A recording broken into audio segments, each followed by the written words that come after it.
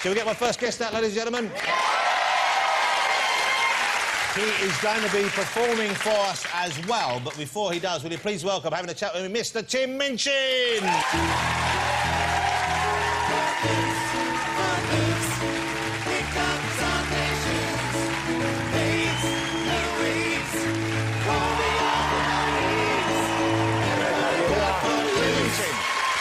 The remarkable Tim Minchin.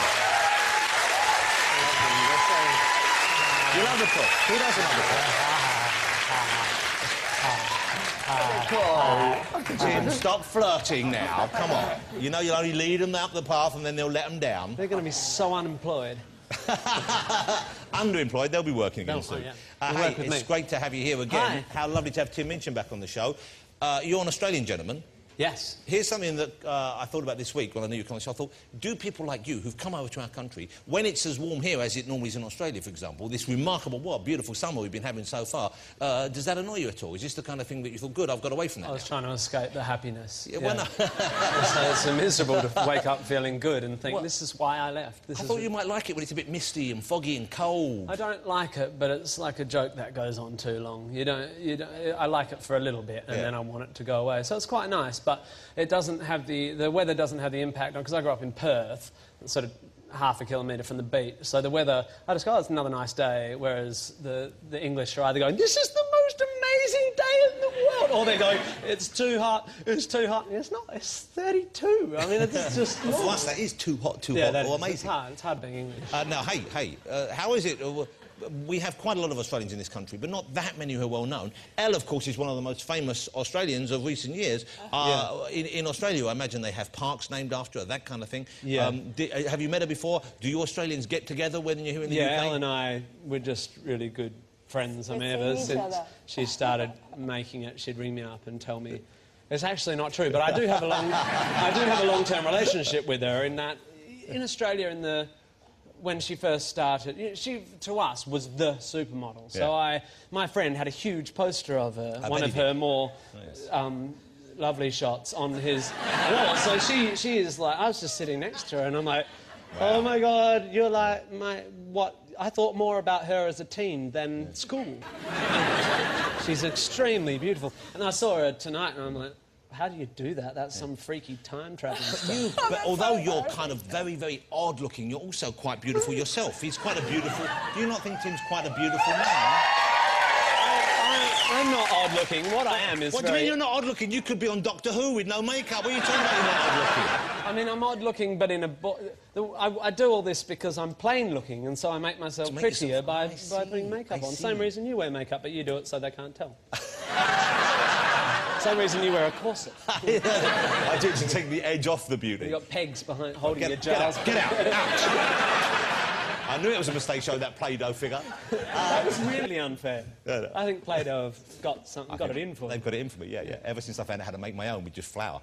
Now, I've seen Tim live, ladies and gentlemen. What a great night out. What a fabulous night out. What unexpected as well in terms of the... Great night out? Yeah. You're making me sound like a theatre restaurant. It's a great all-round night out for the whole family.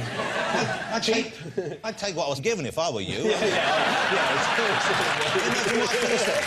what I could have said. Yeah. A great night out. It's a great night out for the family. No, I had a terrific night, but it was unexpected in the breadth of subjects. You cover a lot of bases, don't you? Yeah, well, I don't have enough material to only do one thing. I just have to take anything I think of and stick it on the show. But it's, normally you could say this comedian's this kind of comedian. They're a joker, but you're not. It's very hard to pigeonhole you. I think I described it as quite nerdy. I think it's nerdy, but there's no doubt I came into this wanting it shamelessly. I wasn't here nor a fan of comedy particularly. I wasn't a not fan. It just didn't exist in Perth particularly in the 90s when the whole alternative thing and you had to be really cool. So were there comedy clubs? When you were growing up, were there comedy clubs in Perth? There might have been one, I think, but I never went to it. And I didn't realise you weren't meant to be razzle-dazzle, that it wasn't cool to be razzle-dazzle. So when I came into the industry here in 2005, I was just like, makeup and lights, and one minute I'm playing the piano, and then I'm going to do this, and then I'm going to... And I just wanted it to be a big unpredictable and a big show. You wanted it to be a great night out. I wanted it to be a great night out. So just before I went on, I served everyone some crappy chicken canapes. It is a great night out. So now, but the big tour, the new tour, is going to be a different experience, isn't it? Yeah. it's taking the level of narcissistic ostentation sort of beyond fun. What happened? I'm performing in big spaces with a 55-piece symphony orchestra. Wow. Well, that's going to be... so it's going to be your songs, but backing you. I'm having orchestrated some of my old tunes, and then I'm going to try and write... I still haven't done it yet. It's on sale now. I'm writing some new stuff for the orchestra. I really want to... Because, you know, comedians go and do arenas, and they're a man with a mic and big screens. How do you fill that space? Yeah, it's a challenge. Well, it's hard, and I've been to see a few shows, and they succeed, but I always think, well, it doesn't need to be in this room. So what I decided I wanted to do is create a show. If I'm going to do arenas, which is amazing that I get to, I want to do a show that couldn't possibly not be in such an ostentatious space. So, yeah. What are you doing between now and then? Because last time you came on, you mentioned this, a really exciting project, I thought, and I don't know where you are with this, Matilda, the brilliant Roald Dahl children's story that was filmed many years ago. You're composing music to go with that, and I guess are you doing the lyrics? Lyrics and music. Script by Dennis Kelly, who wrote Pulling and brilliant guy. Brilliant, yeah, talent. And I'm doing music and lyrics, and it's brilliant. It's on sale. They're both on sale, but one you haven't finished. I don't know. Have you finished Matilda? I've almost finished it. You haven't finished either? When I got you're selling tickets to people for 2 shows which you haven't actually finished yet? No, but... Well, what's wrong with you? What kind of a... But if I finish them, I'd just go on tour next week. I mean, you know, that's why you leave that bit of space. Are you pleased with the work so far? Well, do you know, I've got...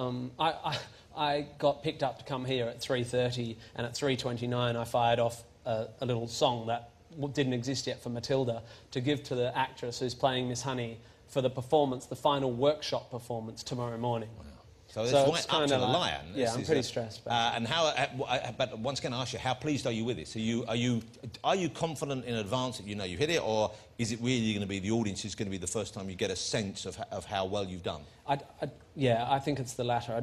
I don't think you can know with a musical. It's so multifaceted, and until it's rehearsed, because even if we can run the show now, it doesn't have the choreography, and in musical theatre as well, the visual, the set and stuff is such a part of it, so you can't know. But it was really hard to try and take Dahl, which everyone knows and loves, and make sure you don't stuff it up, but still give it more body, because it can't just be a children's book on stage. It has to be a musical. That family, I want 44-year-olds like you to enjoy it as much as 12-year-olds.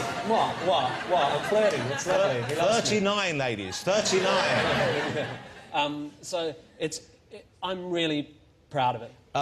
So music was always a big part of your life. The comedy's kind of grown out of the desire to perform. What do you do? What's Tim Minchin like when he's not on duty? When I see people who are quite as flamboyant as you on stage, I often wonder, do they ever put on shorts and go for a little run, for example? Do you touch your toes at home? What kind of exercise do you do to keep yourself in good shape? Are you a sporty person? I run quite a lot. I know I don't exactly look like I do lots of miles. No, but you don't look unfit. I drink wine, and to offset that, it's a beautiful balance. Every day I have 4 coffees, 5 or 6 wines and a jog, you know? And then breakfast, and then you settle down for the day. What sort of... do you get drunk? Are you a person who likes to lose control in that respect? No, I don't. Alcohol for me is medicine, so I get to the end of my day and have a drink. Alcohol is medicine? Yeah, it is. I know what a glass of wine does. I know what 2 glasses of wine does. I know what 17... But I don't binge drink. I drink because it relaxes me and it makes me happy, and I usually stop at 4 drinks or something, or if evening at home I usually have 1 or 2, but I very rarely have none. So are you this controlled in all aspects of your life? I'm pretty boring, yeah. And when I'm writing, I write 9 to 5 and have a nap in the afternoon. I'm really boring. But if people looked at you, they would think, you look like quite a wild person. And this is obviously just something you do put on for stage. When people look at you, they think you're normal, but I've seen you out the back. This is good.